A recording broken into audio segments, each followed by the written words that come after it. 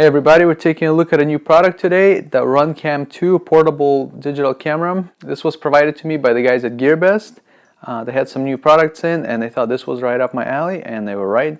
It's a portable camera in the same class as the Mobius, which if you've seen any of my videos, you know I'm a huge fan of the Mobius. So let's open up this camera, see how it stacks up to the Mobius, and if it's worthy of replacing it. Stay tuned, that's next. As I had mentioned, this is the RunCam 2 from GearBest, and looking back at the RunCam 1, the original one, I've just seen photos, I've never used it, but it looks like a Mobius clone, or the Mobius is a clone of it. So the RunCam 2 is the natural evolution of the Mobius, and I guess the original RunCam as well.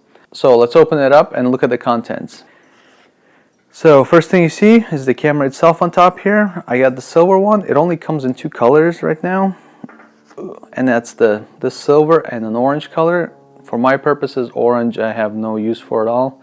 Silver is the best I could do. I really wish they had a black model, but for now, silver and orange. Manual. All the accessories are in this little box here. And we have, wow, a lot of things. So we have some 3M double-sided tape and some Velcro zip ties. We have, I believe this is a video out cable, not really useful to me, but we have it. USB charging cable for getting data off and charging the thing. And then I have no idea what this is. Looks like it has a mini USB on one end. Put that aside. I'm sure if you know what that is, it'll be useful to you. I don't really care. We have a little lanyard for retaining it. I guess if you want to tie it to a drone or the dash or whatever you're using, even on your gun. We have the cradle. We have another lens protector. One comes on the camera. I guess they give you another one for whatever reason, maybe if you break that one. And they have a tripod adapter that goes in here, very much like the original Mobius cameras. Just pops in here. And of course the battery. So as you can see, there's already a few things in here that make this pretty awesome. So looking at the few initial changes to this camera compared to the Mobius, a few things already have me excited. One, you got a removable battery. This was a huge downside for the Mobius. You had to charge it or you had to run a remote line to keep constantly powered. During the Mobius life, they did upgrade the battery to a higher capacity one, and that helped a lot. I honestly can go most of the day without ever recharging it. I try to top it off in between whatever I'm doing to give it a little more juice and more life. But there's always that fear in your mind that the battery is going to drain, you're going to miss your footage, especially if you're doing something like zoom footage, a sniper cam. So for stuff like that, the removable battery is huge. You could have a couple of these, have them charged, change them out in the field. Really a great feature, and it's going to give this camera a huge leg up on the competition. Next thing, taking a look at this cradle. The Mobius only had zip tie cutouts front and back, which I found extremely annoying because I always wanted to zip tie it this way around something. This one has them going forwards and backwards like the Mobius, and it has them going left to right. So quickly you could mount this to a lot of things just using a couple of zip ties or their Velcro attachment system. Next thing about the camera itself, as far as the internal specs go, it shoots 1080-60. Now that's huge because the Mobius does 1080-30, so that's twice as many frames per second. For our sport, airsoft, tracking down BBs, getting twice as many frames, you're going to see that BB so much better. It's going to be easier to tell where it's going. If it's curving, it's going to be easier to catch it when it initially leaves the muzzle. So huge plus. We'll have to see if the quality suffers because of the higher frames per second. So I'll do a side by side with the Mobius. Having that feature is really great, and at 720, I believe you could shoot 240 frames per second. So you could get real slow-mo if you turn the resolution a little bit down. But I plan on using this at 1080-60, and I think it's going to really improve the video quality of my overall gameplays. Another feature I'm really digging is the power button. They got rid of that 3-button system, which was pretty useless because I don't know who takes pictures with their portable camera. That button was just as prominent as everything else, but it was probably never used.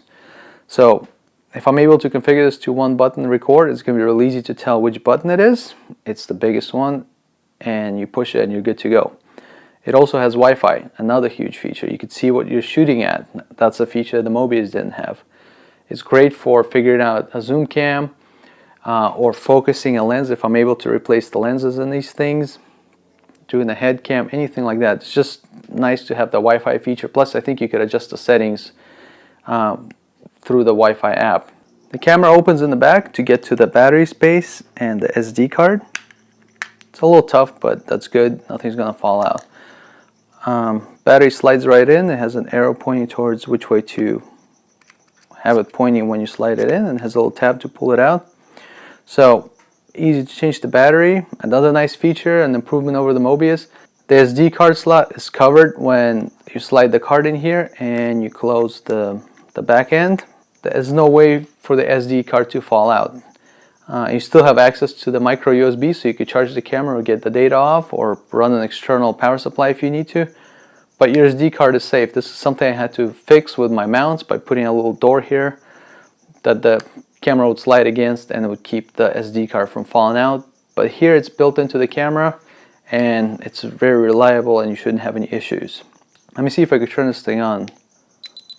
Oh, yeah, there it goes. You can see it has an audible feature, so it makes a sound now when it comes on. Very important. In game, you're trying to get the cameras going, maybe your head cam, your gun cams, or shoulder cam, whatever. For me, it's a lot of cameras going on, plus turning on your optic and just getting situated on the field. It's a lot to take in, and it's nice to have that little beep to tell you the camera's on, so you could put that out of your mind.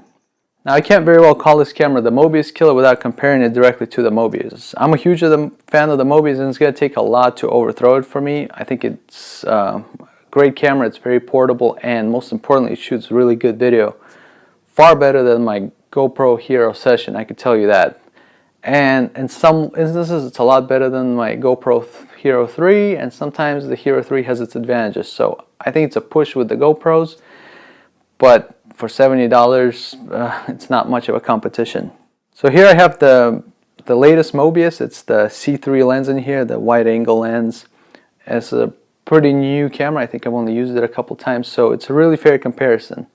Taking a look at the two of them, the Run 2 is a little bit bigger. It's a little shorter as far as the body, but it's a little thicker and it's a little wider. We're talking millimeters here. And I know weight-wise it's a little heavier with the battery, although just holding it, it seems pretty much like the exact same thing. So just looking at them physically, it's almost the same thing. I think the Run 2 is a little bit bigger, but for what you're getting, it might be worth the extra bulk and weight. Now, they're not compatible with each other. As you can see, the Mobius flops all over this cradle, and the Run 2 would not fit into a Mobius cradle. It's a little bit of a downside that the footprint's different for the two, but they're still very similar in the way they mount to the cradle, and all their applications should be interchangeable. Another thing I like about the Mobius, it's real easy to take apart. So if you want to put in a tight zoom lens in there, or if you want to swap the battery. I'm not sure how easy it is to work on this camera. I'm assuming it's similar to the Mobius. I know down here it has 4 screws instead of the 2 that the Mobius has, so right there I know it's going to be a little bit tougher to take apart. If all else is equal, at least that's going to take a little more. I do like the added shield. That might be good for when you mount a bigger lens in there to support it. It already has kind of a built-in structure to build the support then to keep it pointing right. Quick note before I forget, price point, this is about $100, the RunCam 2. The Mobius is now right around $70, so if all else is equal, you're paying $30 for the interchangeable battery and the 1080-60. So that's the overview of the two cameras. I'm going to go ahead and live with the RunCam 2, record it, nighttime, daytime, compared to the Mobius.